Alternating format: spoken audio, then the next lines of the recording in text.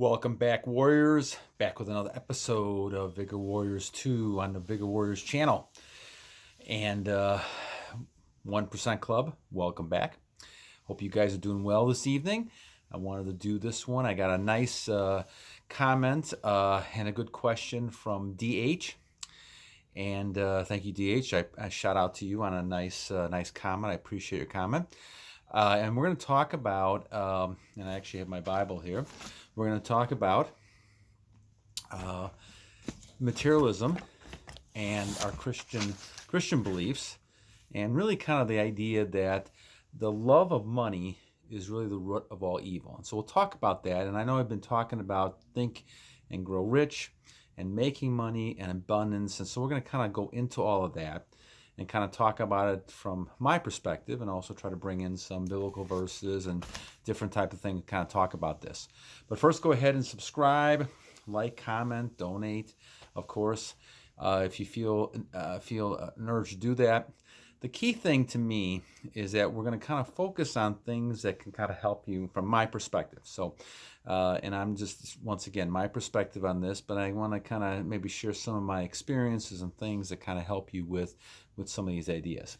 All right, so the whole idea here is that the love of money is the root of all evil. So that's kind of in Timothy 6, chapter 10. And so it's not so much, guys, that money is evil. And this is something to kind of think about. I think when you see a lot of things that are happening, you see people who get tempted, and they get a lot of money, and all of a sudden there's a lot of vices that come with that. Gambling, sex, women and men, and all kinds of different things they get involved with, and, overeating and all kinds of stuff that happens because there's a lack of control. And we're going to do another video on self-control in the Bible as well, because that was another question that I had that was asked to me. But the idea, guys, is that the money itself is a tool. So to try to attribute that to being evil, that's not really the problem. And this is why we talk about that you want to get abundance. And I think the Lord has said, we can get abundance. If you pray on something, you can receive. The trouble is that people get into temptation and bad habits because of money. They get a lot of money, and all of a sudden they change their attitude towards people. They get a lot of money and they think they're big, big shots, and they think that they have power and control. And obviously politicians and elite people, they think they're better than they really are. But because of the money, they think they control things. And because money tends to kind of identify with people, give them identity, they think they make a lot of money, they're better than other people, And I think that's the important thing to realize, that as time goes on, money does not make you happy. It may give you some temporary happiness. It may give you some temporary happiness that you have a nice car or a nice this, that. But in the long run, guys, it's what's internal that comes to happiness. At least is what I have found over the years. And I've had times when I had lots of money, and I've had times where I didn't have a lot of money. And what it comes really down to is your own self-worth, ability to be happy with yourself. And to me, that comes not only from the self type of control and things you have, but also your relationship to the Lord. And so to me, it's not a matter of how many things you accumulate and how many materialistic things you have. It's more of the case of how close you are to things that are really real in your world. And that's helping other people, having money to be able to help other people, and being able to give back to your Creator and respect that, okay? So the whole idea, guys, is trying to use money in a way. So the abundance of money comes, but also remembering that giving is better than receiving, and that in the Bible, you're supposed to be giving and tithing money all the time. Now, I don't do a great job with that, and that's really more of my fault, because if you're tithing, you're giving money just like you're investing at the top of whatever you make. So if you make $500, you give 1/10 of that. If I did a better job at that, I think, I'd be able to help more people. And so that's a goal and things that's one of my faults, and I'm trying to get better with that myself. The tithing has not always been a thing that I've done well with, and that's something that is an issue to me, from me to become a better person. But the idea, guys, is that money really, it's by itself is a tool. It can help you, but it's not something that's going to make you happy. And so I think DH has got a good question here. It's really the idea of money is just a tool. It just helps you achieve and get things that you want. And in the Bible, we talk about, Jesus says, give to Caesar what is Caesar's, when asked about this. And it is a kind of a hard type of thing to look at. So when you look at abundance, abundance really means that you're getting, fulfilling in life things you want. Not that you're, using money as something like, some power, control, and just buying things you want to buy with no purpose. It's not for self-gratification, guys. And this is where we go back to retention again. Once you are on your journey and you're retaining and you're controlling, you realize how important that is in knowledge and understanding of what life really is about. And life is not about just kind of buying your own things and using it. Once you have money, you're using it for gambling and all kinds of other types of things and short-term gratification. This is where we get all this problem from. Because you can look at TV and you can look at the media and say, okay, I'm going to spend my money this way because I have this extra money. Now I'm going to spend it on just anything without investing it, or at least putting it into something where it's going to come back to you to help you.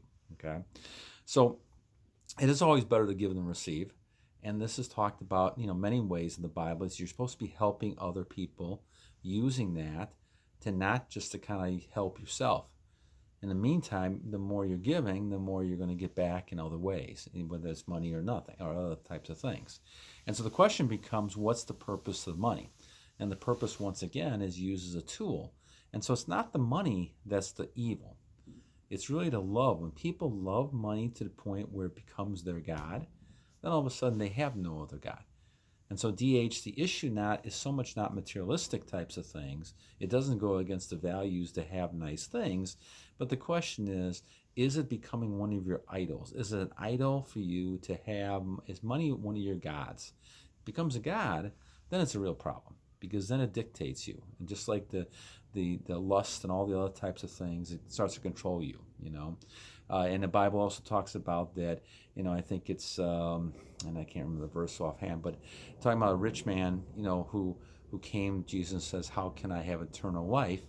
And Jesus basically said to the rich man, you've done all these other things, now you need to give all your things up and follow Jesus. Well, the bottom line is that the rich man says, I can't do that. And so basically, Jesus says it's easier for a camel to go through an eye of a needle, like a little needle, than it is for a rich person to enter the kingdom of God. What's happened with people, and you see this all the time, guys, what happens to people is that they get money, and all of a sudden they associate that with being better than other people. And you can get money by credit card, inheritance, whatever it might be, and all of a sudden now you think you're better than other people, and you can control the people. And all of a sudden now you're able to kind of dictate other people.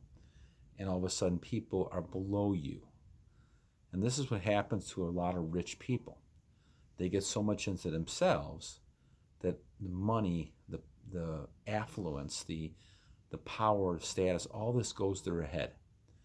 And so as a result of that, they get into a lot of lascivious behaviors. And this is what happened with the Roman Empire, and what happens to a lot of people through the history of time. They get a lot of money, and they forget that God still created them. And however you want to kind of look at that, what your belief system is, your creator still created you regardless of the money. And so you're supposed to be using that money for the purpose that God's intended. And there's no reason why you can't, enjoy yourself. I mean, God doesn't want to be, sad and depressed all the time. But what happens is people tend not to enjoy themselves, and they tend to use that money for so many self-centered reasons that it gets them in a lot of trouble. And that's why you see people who are making money all of a sudden, they're doing a lot of sinful type behaviors in my book, which gets them to a lot of trouble. So the idea, guys, is that the love of money is where the problem is. And I know that, I mean, I appreciate DH's question on this, because the bottom line really is that there's nothing wrong with making money. There's nothing wrong with having abundance. But the question is, the reason you get abundance is because you're not thinking about money in terms of, I'm going to hoard it and save it and put it away, so, no one sees it, and take it with me when I die. All those things are just, in my mind, real bad attitudes. And what happens is abundance is the art of giving, and you're going to get those back. And so the purpose of the money, I mean, you can't take it with you, right? You can leave it for your kids, and you can do things to help them. And I have investments that, that I leave for my kids and things like that. But you really can't get to the point of really saying, that stuff really is something that I'm using. So everything that I end up doing is for my wife and my kids and all kinds of things like that. And yeah, I can, like collections that I have, all those things are worth a lot of money.